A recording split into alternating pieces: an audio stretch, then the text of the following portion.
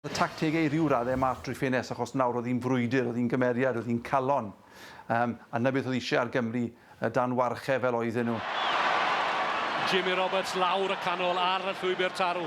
Ryan Jones gydag e at y dwy ar hugen.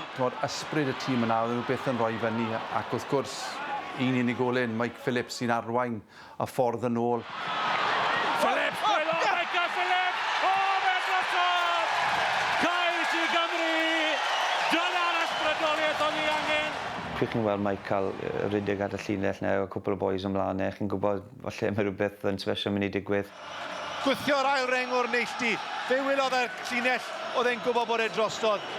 O'n i'n hysterical erbyn hyn, a just dyrnu'r gwely. Dwi'n cofio just dyrnu, a meddwl, ma' na dduw, ynde?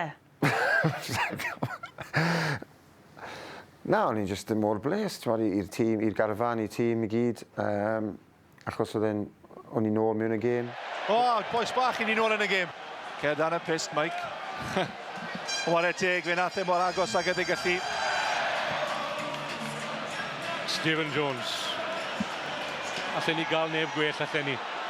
Y gic yma i roi'r flaenoriaeth i Gymru. Le mae hwnna'n mynd.